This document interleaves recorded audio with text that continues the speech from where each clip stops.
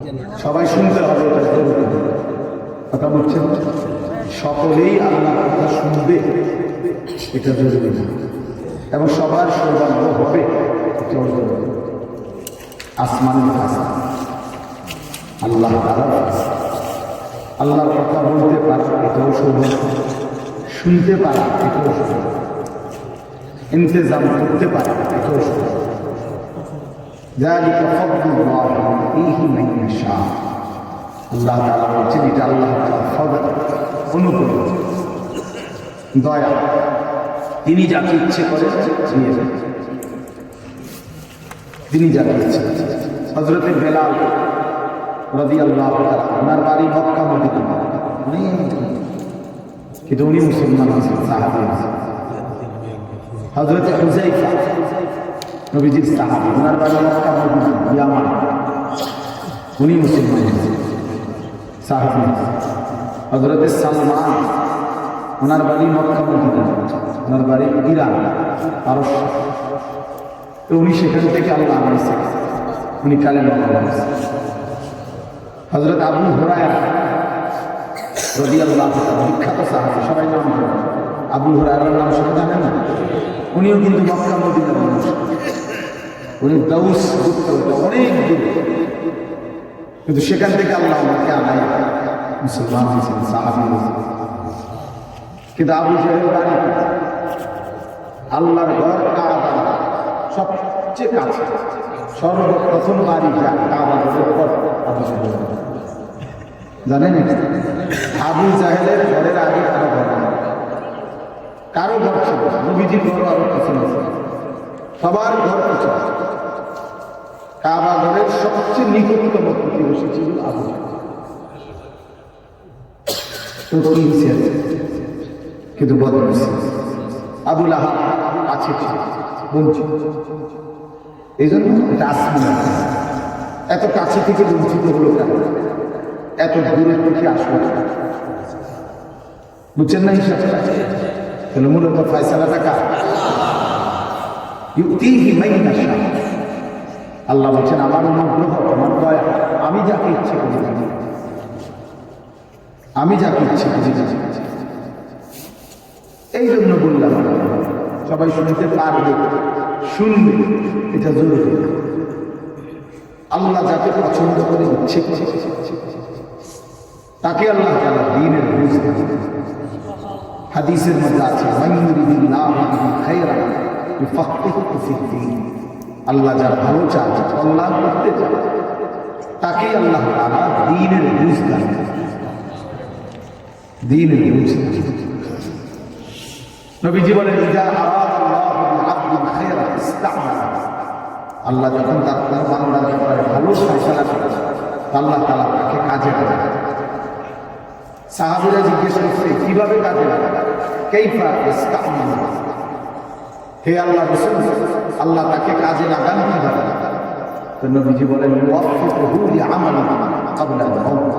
আল্লাহ তাকে ভালো চান, তাকে মৃত্যুর আগে নেক আমল করার তৌফিক দান, এটাই তার কাজে লাগে। ঠিক আছে, তোমার দিয়ে আমি আমার সিজদা দেব, তোমার দিয়ে আমি আমার ঘরের খেদমত করব, তোমার দিয়ে আমি আমার কোরআনের খেদমত করব। আল্লাহ তাকে আমলের তৌফিক দিয়ে থাকে। তাইলে এই জন্য এটা সবসময় মনে রাখবে, আল্লাহ দেওয়া তৌফিক ছাড়া বান্দা নামাজ বাদ আল্লাহ সবাইকে খাওয়ায়, সিজদা আল্লাহ সবাইকে দিয়ে দেওয়া।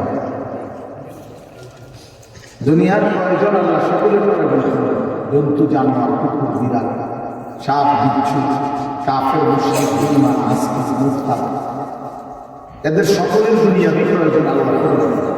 এই খানা পিনা, পেশাব পায়খানা, হ্যাঁ জরুরত, এগুলো তো আল্লাহ তাআলা জন্তু জানোয়ার করে দেন। কিন্তু সেজদা আল্লাহর গোলাম, আল্লাহর ইবাদত সবাইকে দিয়ে আল্লাহ, আল্লাহ যাকে পছন্দ করে ইচ্ছে করে তাকে আল্লাহ তাআলা তার দ্বীনের জন্য কাজে লাগান, আল্লাহর ইবাদতের তৌফিক দান। এই জন্য এটা সবসময় মনে রাখবেন। নবী সাল্লাল্লাহু আলাইহি ওয়াসাল্লাম দোয়া করতেন যে আল্লাহ আমার ইবাদত আপনার ইবাদত সুন্দরভাবে করার জন্য আপনি আমার সাহায্য করেন। আপনি সাহায্য না করলে হবে না, আপনি তৌফিক না দিলে হবে আল্লাহুম্মা লা মানি'a লিমা আ'তাইতা। আপনি দিলে বাধা দিবে কে? আপনি না দিলে দিবে কে? আপনাকে বাদ দিয়ে কারো চেষ্টায় কি লাভ? কোনো লাভ নেই। এই জন্য এটা অনেক বড় ইহসান, দয়া। আল্লাহ যাকে পছন্দ করে, ইচ্ছে করে, দয়া করে, আল্লাহর ইচ্ছা হয় আল্লাহ তাকে কোরআন পড়তে দেয়, দিন মানতে দেয়, আল্লাহকে সিজদা করতে দেয়। আর এমনি বাকিদেরকে আল্লাহ খাওয়ায়, এটা একটা কমন ব্যাপার। আল্লাহ তাআলা বলছেন আমি অনুগত অবাধ্য সবাইকেই খাওয়াই। কাফের মুশরিক বেঈমান কারো রিজিক দুনিয়াবি আটকায়। এই জন্য আল্লাহ তাআলা ফেরাউনকেও রিজিক দিছে, মুসা নবীকেও দিছে, নমরুদকেও রিজিক দিছে, ইব্রাহিম আলাইহিস সালামকেও রিজিক দিছে। আল্লাহ তাআলা আবু জাহল আবু লাহাবকেও রিজিক দিছে, নবী সাল্লাল্লাহু আলাইহি ওয়াসাল্লামকেও রিজিক দিছে। তাহলে দুনিয়ার প্রয়োজন সকলের পূরণ হয়েছে, সকল। কিন্তু আখিরাত সমান না। আখিরাত দিন, আখিরাত শুধুই মানে পরকালের সুখ শান্তি নিয়ামত শুধুই ইমান, শুধুই সিজদা। কোরআন শরীফে আছে আল্লাহ তাআলা বলবেন কুলু ওয়াশরাবু হানিআন বিমা কুনতুম তা'মালুন। আমার বান্দা বিগত জীবন দুনিয়াতে যে আমল করছে তার বিনিময়ে আজকে জান্নাতে খাও, পান, ওগুলোর বিনিময়ে। কুলু ওয়াশরাবু হানিআন বিমা আসলাফতুম ফিল আইয়ামিল খালিয়া। আল্লাহ বলেন জান্নাতীকে বলতে বান্দা নিশ্চিন্তে আরামসে দুনিয়ার জীবন যে তুমি নেক আমল করেছো তার বিনিময়ে আজকে আরামসে নিশ্চিন্তে নির্বিঘ্নে আমার জান্নাতে খাও এবং পাও। জাযাআন বিমা কানু ইয়া'মালুন। আল্লাহ তাআলা বলেন জান্নাতের এই নিয়ামত বান্দা তোমাকে দিলাম কিসের বিনিময়ে? জাযাআন বিমা কানু ইয়া'মালুন। ওই যে দুনিয়ায় আমল করেছিলে তার বিনিময়ে। এ তোমার সিজদার বিনিময়ে, তোমার রুকুর বিনিময়ে, এটা তোমার জিকিরের বিনিময়ে, আমার গোলাম আমার বন্দেগীর বিনিময়ে। এই জন্য আখিরাত শুধুই মুমিন, পরকাল শুধুই ঈমান। এই জন্য আল্লাহ তাআলা তওফিক ছাড়া বান্দা আমল করতে পারে না, নামাজ পড়তে পারে না, সিজদা দিতে পারে। কত ছেলে দেখেন চোখের সামনে ওয়াক্ত নামাজ পড়ে, জানেও না সে মানুষের বাচ্চা নাকি জানোয়ার, হাইওয়ান কিনা না মানুষ বলতে পারে। কে পাঠাইল, কেন পাঠাইল, কে সৃষ্টি করল, কেন সৃষ্টি করল, কি জন্য আসল, কিচ্ছু জানে, কিছুই জানে। লক্ষ্য উদ্দেশ্যহীন গন্তব্যহীন এক পাগল, মাতাল, ছাগল, যা মনে করে এটা জিন্দেগি। এত লক্ষ্য উদ্দেশ্যহীন জীবন জন্তু জানোয়ার। মুসলমানকে তাকে বলে যা সুনির্দিষ্ট গন্তব্য জানা আছে। ইমানদারের গন্তব্য জানা আছে, আমার গন্তব্য কোথায়, আমার এটা হায়াত, এরপরে আমার মৃত্যু, কবর, এরপরে আমার হাসরের মাঠ, এরপরে আমার মিজান হিসাব, এরপরে আমার ফুলসেরা, এরপরে আমার জান্নাত। আমার টার্গেট জানা আছে, আমার গন্তব্য জানা আছে। আমি থামবো সেদিন, জান্নাতে যাবো যেদিন। আমার টেনশন শুরু হবে সেদিন, আমি জান্নাতে ঢুকবো যেদিন। وقال الحمد لله الذي أذهب عنا الحزن। কোরআন কারীমের কাছে আল্লাহ তাআলা বলেন জান্নাতি বান্দা জান্নাতে ঢুকে বলবে আল্লাহ আপনার প্রশংসা করছি, আজকেই আমার চিন্তা পেরেশানি জীবনের করে শেষ হয়ে গেল। আজ আমি জান্নাতে যাব, এবার আমি নিশ্চিন্ত হব, নিশ্চিন্ত। আর কোনদিন জান্নাত থেকে বের হতে হবে আল্লাহ তাআলা বলেছেন, আর কখনোই এখান থেকে বের হতে হবে। খালিদিনা ফিহা আবাদা, চিরস্থায়ী। চলেন বাবা, এই জন্য বললাম নিজেদের ছেলে নিজেদের মেয়ে নিজের ইনসাফের সাথে ভাইবেন যে আপনি আখেরাত চিনে নিতে আপনার ছেলে মেয়েগুলো যেই জীবন পরিচালনা করতেছে এতে কি মনে হয়, এতটুকু আন্দাজ করা উচিত যে আমার ছেলে আসলে আখেরাত চিনে, আমার ছেলের সামনে কি গন্তব্য আছে কি, নাকি মোবাইল, নারী, ছবি, জেনা, ব্যভিচার, মদ, জুয়া, নাচ, গান, উলঙ্গ দৃশ্য, হালাল হারামের কোনো বাস বিচার নাই, পাক নাফাকের কোনো বাস বিচার নাই, লজ্জা শরম হায়া কিচ্ছু নাই, যখন যা মন চায় খাইতেছে, হ্যাঁ যা মন চায় তাই করতেছে। তো এই খামখেয়ালি জীবন, যখন যা মন চায় তাই হালাল হারাম জায়েজ না জায়েজ জীবন চায়, পার্থক্য নেই। আল্লাহ তাআলা কোরআনে বলছে তার উদাহরণ হলো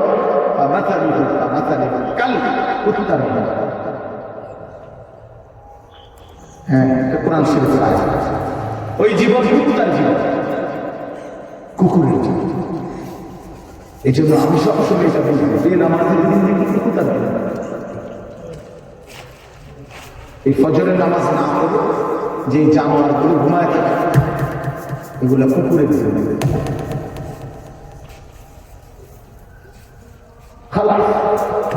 এই সুদ যে জিন্দিগি কাটে কুকুরের জীবন। এই হারাম করে জীবন কাটে এটা জানোয়ারের জীবন। কোরআন শরীফের আয়াত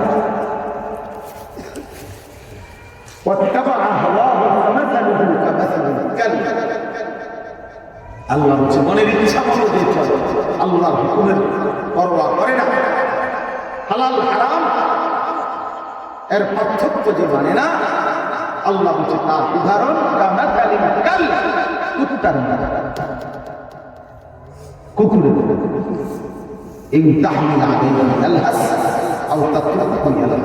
আল্লাহ বলছে কুকুরের স্বভাব, দৌড়ানি দিল, জিহ্বা লম্বা করে হাঁপায়, ছেড়ে দিল দাঁড়ায়া দাঁড়ায়া, জিহ্বা লম্বা করে হাঁপায়,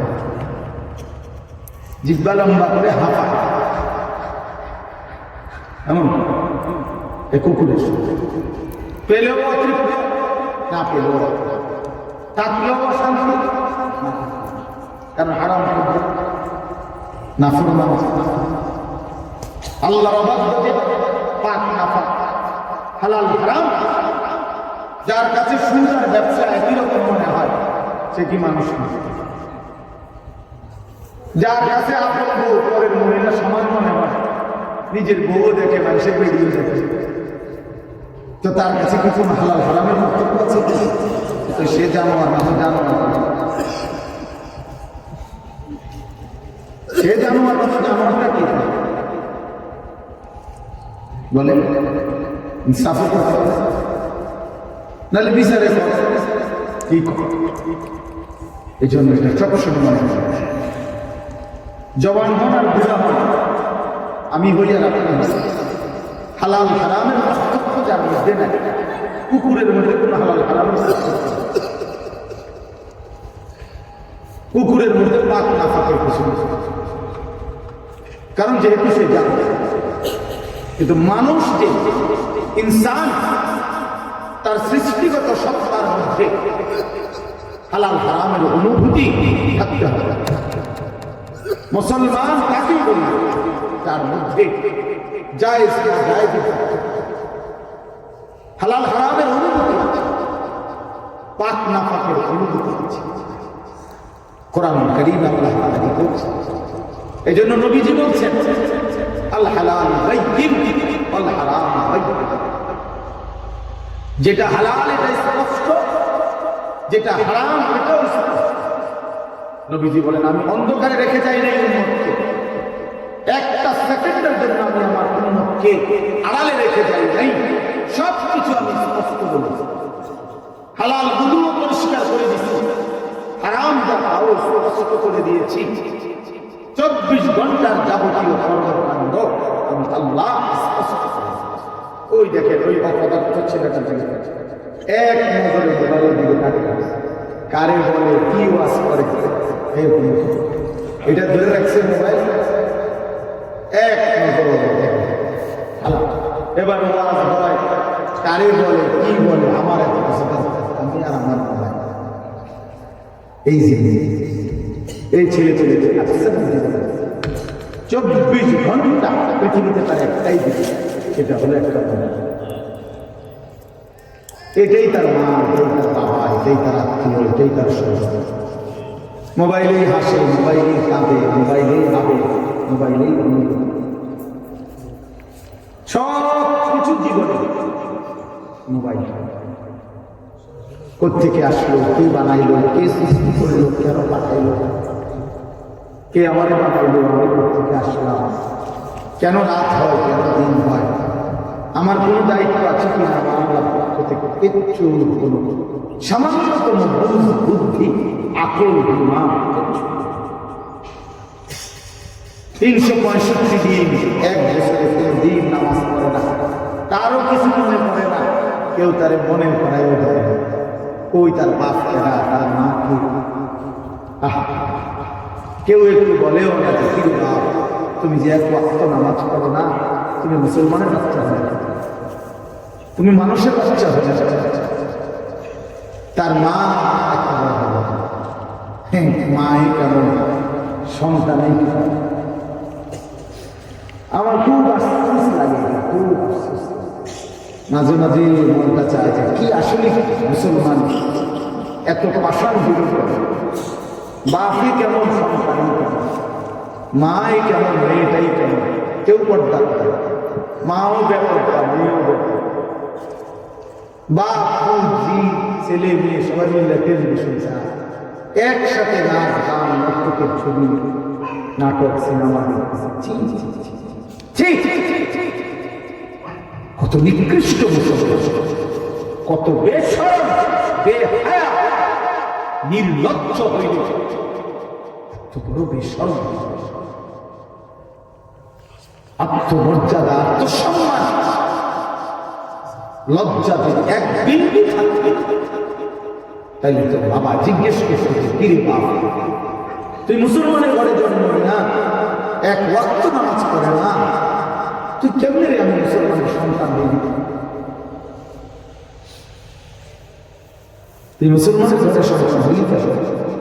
আরে এইটা তো আগে বুঝে পড়া করার বিষয় ছিল। তোর বিদেশ, তোর চাকরি, তোর বাপ, তোর এসএসসি বেড়াইনি, বাপ বেড়াই ছো বেড়াই পরের কথা আগে বল। তুই মুসলমানের বাচ্চা কিনা আগে এটা বল। তোর নামাজের পূজা করা করা কিসের তোর বিদেশ, আবার কিসের দেশ? তোর চাকরি দিয়ে আমি করবো কি, তোর ব্যবসা দিয়ে আমি করবো কি, তোর উপার্জন খাইয়া আমি করবো কি? বেড়া তুই হারাম কর,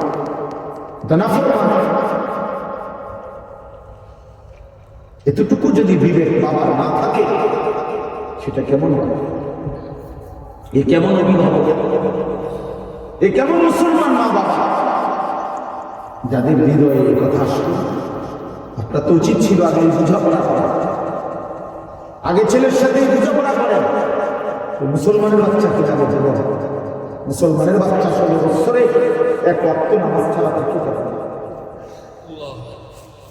কথা বলেন, ইনসাফ কি বলেন? ইনসাফের কথা বলেন। ছেলেগুলিকে আপনারা এভাবে ছেড়ে দিলেন, আর তোমরা ছেড়ে দাও বাবা, এভাবে নষ্ট হয়ে গেল। অনাদরে, অবহেলা, এমন সুন্দর জীবন, এমন সুন্দর যৌবন, শরীর, স্বাস্থ্য সব শেষ করে দিলেন। একবারও মনে করলো না তোমারও তো শেষ আছে। রাত যেমন ভোর হয়, দিন যেমন রাত হয়, তোমার হায়াতের শেষ। প্রতি ঘন্টা, মিনিট, সেকেন্ড যায়, তোমার হায়াত, আমার হায়াত, ঠিক না? তো আল্লাহ আমাদেরকে বুঝতাম করে। এজন্য বাপ আমরা ভাবা উচিত, আমাদের এটা ফিকির করা উচিত। এই ছোটরাও বড়রাও মাঝ বয়সী এত লাগান ছাড়া মানুষ মুসলমানের জীবন এত বড় জন্তু জানোয়ারের মতো বড় কথা না। হ্যাঁ, গুনাহ হইতে পারে, গুনাহ আমারও আছে, গুনাহ হইতে পারে, হবে, সেটা হলো হুচট খাওয়া। মানে চলার পথে আমি 10 কিলো পথ হাঁটলাম, আমি 30 কিলো পথ গেছি এক জায়গা থেকে আরেক জায়গায়, তো এই চলার পথে হয়তো একবার আধবার করে যাইতে পারে, পিছলা খাইতে পারে, এটা হতে পারে। কিন্তু আমি বুঝি 30 কিলোমিটার একেবারে ফিরে রইলাম, পিছলা খেয়ে রইলাম, তাহলে গুণ আমার হতে পারে, গুণা আমার হতে পারে। আমার 6 মাসে কতদিন নামাজ ছুটে যাইতে পারে, আমি জীবন চলার পথে কখনো কাউকে রাগ করতে পারি, গালি দিয়া রাখতে পারি, এটা তো হওয়া স্বাভাবিক, হইতে পারে। কিন্তু লাগাতার প্রতিদিন একরকম, এটা মুসলমান কথা বুঝছেন কিনা? আপনি বুঝি এখন প্রত্যেকদিন মিশা কথা বলবেন, আপনি বুঝি প্রতিদিন সুখ করবেন, আপনি বুঝি প্রত্যেক দিন দুজনে কম দিবেন, এটা বুঝি মুসলমান। আপনি বুঝি একদিন নামাজ পড়তেন না, আপনি বুঝি 365 দিনে কোনোদিন ফজরের নামাজ পড়তেন না, এটা মুসলমান। তো এটা তো হুচট খাওয়া না, এটা তো গাদ্দার, এটা ইচ্ছা করে ঠান্ডা মাথায় ধীরে সুস্থে ভেবে চিন্তে আল্লাহর সাথে গাদ্দারি করতেছে, আল্লাহকে বুড়া আঙ্গুল দেখাইতেছে যে দেখো ওইটা কেন সাজদা দিতাম না, সাইডটা দেখো আল্লাহ অসুবিধা নাই, বান্দা বাতে না খাও, আর তো বেশি কিছু না, দুগা খানাই তো খাও, আর দুধ দাও, খানা তো কুকুরটাও খায়। তবে মনে রাখো কবরে আইসো একটা লাঠি দেওয়া মুখে দিয়ে, একটা লাঠি, এক লাঠিতে বুঝবা আমার নাফরমানির শাস্তি। কাল্লা সাউফা তা'লামুন সুম্মা কাল্লা সাউফা তা'লামুন। আল্লাহ বলে বান্দা কবরে আইসো, আমি বুঝায় দেব আমার নাফরমানির শাস্তিটা কি। ফেরেশতা 2 কান বরাবর, আল্লাহর নবী বলেন নাফরমানের কবরে ফেরেশতা ফায়াদরিবু বারবাতান বাইনা মুজরাইহি, 2টা কান বরাবর ধারের মধ্যে প্রত্যেকটা আঘাত করবে লোহার হাতুড়ি দিয়ে। ফায়াসিরু সাইহাতান, নাফরমান কবরে এত জোরে চিৎকার করবে, ইয়াসমাউহা মান ইয়ালিহি ইল্লা সাকালাইন। আল্লাহর নবী বলেন দুনিয়াবাসী, মানুষ এবং জিন ব্যতীত আল্লাহর সব সৃষ্টি ওই বেঈমানের কবরের চিৎকার শুনতে পাবে, এমন জোরে চিৎকার দিবে, একটা একটা আঘাত এভাবেই চলবে কিয়ামত পর্যন্ত, এভাবেই চলবে কিয়ামত পর্যন্ত। আল্লাহর নবী সাল্লাল্লাহু আলাইহি ওয়াসাল্লাম বলেন নাফরমান পাপীকে যখন কবরে রাখা হবে, 3টা প্রশ্নের উত্তর যখন নাফরমান দিতে পারবে না, সাথে সাথে কবর তারে এত জোরে একটা চাপ দিবে, একটা চাপ দিয়ে ডান পাশের মাটি বাম দিকে, বাম দিকের মাটি ডান পাশে চলে আসবে, হাত্তা তাখতালিফা আবলাউহু। আল্লাহর নবী বলেন ডান পাশের পাঁজরের হাড্ডি ভাইঙ্গা বাম পাশে ঢুকে যাবে, বাম পাশের হাড্ডিগুলো ভাইঙ্গা ডান পাশে ঢুকে যাবে। নবীজি দেখায় দিয়েছে হাত্তা তাখতালিফা আবলাউহু, এইভাবে 2 আঙ্গুল একটা যেমন আরেকটার মধ্যে ঢুকে যায়। আল্লাহর নবী বলেন এভাবে পাঁজরের হাড্ডি একটা আরেকটার মধ্যে ঢুকে যাবে। কি বা মনে করছো তোমার এমনি ছেড়ে দেব? কি মনে করছো যার ভাত খাই না তার বেশি হিসাব দিতে হবে না? কি মনে করছো মুক্ত এটা? হ্যাঁ, কার পানি পান করেছ, কার ভাত খেয়েছ, কার আসমান, কার জমিন, কার চন্দ্র, কার সূর্য ব্যবহার করেছ বন্ধা? কার এটা তোমার আব্বার? শরীরটা তোমার বাপের নেই, চোখ নাক কান তোমার আল্লাহ। আলাম নাজআল লাহু আইনাইন ওয়া লিসানান ওয়া শাফাতাইন। আল্লাহ বলে বলো না বান্দা আমি কি 2টা চোখ দেই নাই? ওহ আমি কি জিহ্বাটা দেই নাই? আমি কি দুইটা ঠোঁট দেই নাই? তো উত্তরে কি বলবেন যে না দেন নাই? কি বলবেন? কথা বলেন। এই কথা বলার হিম্মত আছে কারো? আল্লাহ আপনি চোখ দেন নাই, আপনি ঠোঁট দেন নাই, কারো সাহস আছে কিনা এটা বলার? তাইলে আল্লাহ তো দিয়েছেন। আলাম নুসির বিসমাকা, হাদিসে আছে নবীজি বলেন আল্লাহ জিজ্ঞেস করবে হাসরের মাঠে, বান্দা বলো না আমি কি তোমার শরীরটা সুস্থ রাখি নাই? ওয়ানুরবিকা মিনাল মা, আমি কি প্রতিবার তৃষ্ণার্ত অবস্থায় তোমার আমি আল্লাহ আমি কি পানি পান করাই নাই? আমি তো পানি পান করিয়েছিলাম, আমি তো তৃষ্ণা নিবারণ করেছিলাম, আমি তো ক্ষুধার চাহিদা পূরণ করেছিলাম, আমি তো কায়নাতের সূর্য চন্দ্র আলো বাতাস দিয়েছিলাম। আল্লাহ বলে সারাদিনের ক্লান্তি দূর করার জন্য রাত্রি গভীরের ঘুম আমি আল্লাহ তো বানিয়েছি।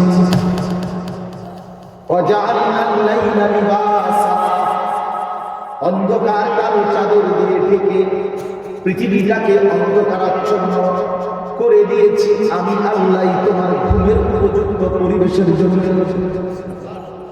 আবার দিনের বেলা আলোকিত করে দিয়েছি তোমার উপার্জনের সুবিধার জন্য। রাতে তুমি ঘুমাইবার জন্য অন্ধকার করে দিয়েছি, দিনে তুমি রোজগার করবার এই জন্য আলোকিত করে দিয়েছি।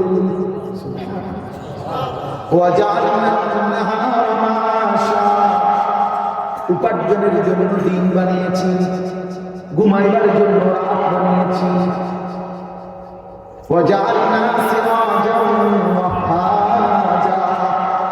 একটা উজ্জ্বল সূর্য আমি আল্লাহ বানিয়েছি।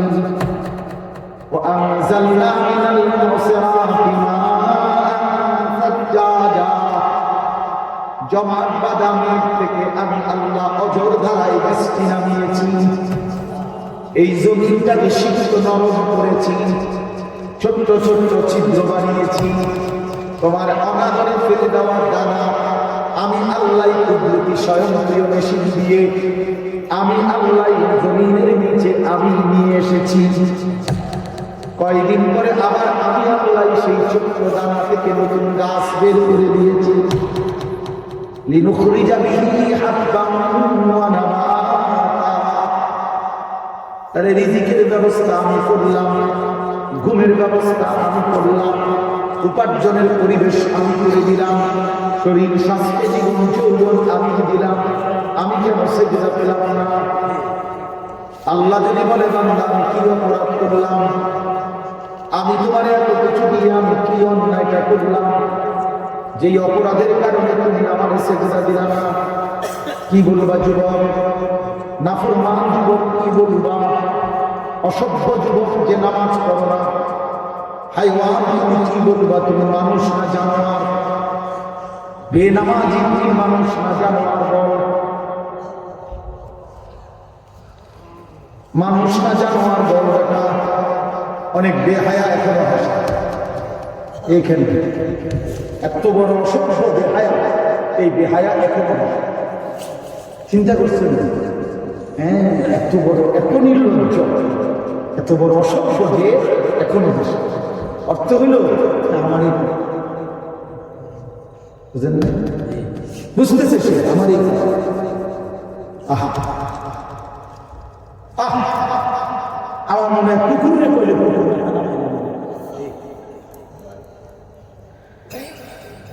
আহা, আমাদের সন্তানদের হালাত কত না যে চিন্তা করে। মুসলিম সমাজে বসবাস করে, বাপ মুসলমান, মা মুসলমান, চারিদিকে মসজিদ, চারিদিকে মাদ্রাসা, কত দাড়িওয়ালা, টুপিওয়ালা, পাঞ্জাবিওয়ালা প্রতিদিন মসজিদের মিনারা থেকে উচ্চ কণ্ঠে মাইকের হর্ন দিয়ে আযান হইতেছে। এত বেশি মাইক, হর্ন, মসজিদ, মাদ্রাসার পরিবেশের মাঝখানে থাইকাও এটা কত বড় গাদ্দার, কত বড় গাদ্দারি নাফরমান। এত সুন্দর চারদিকে মসজিদ, মাদ্রাসা, আলেম, উলামা, দাড়ি, টুপি, মাদ্রাসার পরিবেশের ভেতরে থাইকাও জানোয়ারে একটা সেজদা দেয় না, কত বড় নিকৃষ্ট জানোয়ার। এই বাপ এমন সন্তান পাইলা কবরে যাই আফসোস ছাড়া।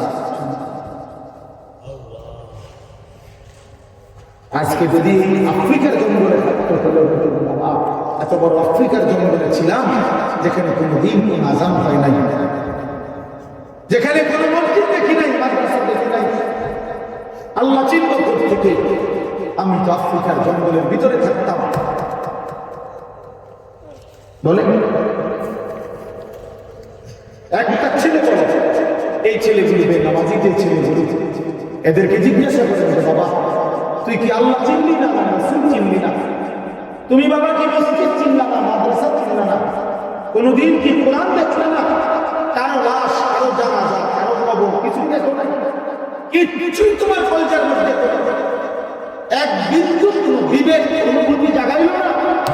শুধু নারী, শুধু একটা মোবাইল, শুধু একটা ছবি, শুধু একটা অশ্লীল দৃশ্যের কাছে হেরে গেল। ছেলেরা বলো, বাবা তোমরা বলো, কার কাছে হারিয়ে গেল? কেমনে হারিয়ে গেল? তোমার বাপ মুসলমান, মা মুসলমান, তোমার ঘর মুসলমান, তোমার দাদা দাদি, নানা নানি, চাচা মামা, চাচা খালু সব মুসলমান। তোমার এলাকার চারদিকে আজান হয়, তোমার মহল্লার প্রত্যেক গলিতে গলিতে মাদ্রাসা আছে, কোরআনের ঘর আছে।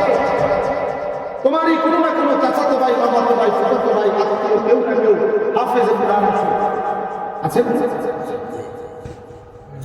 তালিবে ইলম আছে, মাদ্রাসার পড়ুয়া আছে। এত কিছু দেখার পরেও যার কলিজায় এক ওয়াক্ত নামাজ পড়তে মন চায় না, তার দিল পাথরের চাইতে শক্ত, তার দিল জন্তু জানোয়ারের দিলের চাইতে নিকৃষ্ট। কারণ যে বড় শক্ত হারাম মনে হয়, সে কিছুই মনে করে, কিছুই না। এত মসজিদ মাদ্রাসা, এত নামাজ রোজার চিহ্ন দেখাও, আমি কিছুই বিশ্বাস করি না। আমি বিশ্বাস করি আমার জীবন হলো মোবাইল, আমার জীবন হলো নারী, আমার জীবনের অর্থ হলো ছবি, আমার জীবনের মাকসাদ হলো ছবি দেখা, নর্তকী দেখা, জিনা ব্যভিচারের দৃশ্য দেখা, মদের আড্ডা, জুয়ার আড্ডা, নারীর আড্ডা, কোন অশ্লীল মেয়ের পিছনে জীবনটা শেষ করে দেওয়া। আলা আমি বুঝছি এটাই জীবন। কিসের মসজিদ, কিসের মাদ্রাসা, কিসের আল্লাহ, কিসের রাসূল, আমি এগুলো বুঝি না। এতটা উল্টে গেল কেন? এত বড় লানত হলো কেন? বলেন বাবা। অতএব আপনাদের কাছে অনুরোধ করব, আপনারা আপনাদের বিবেককে নিয়ে ভাবেন।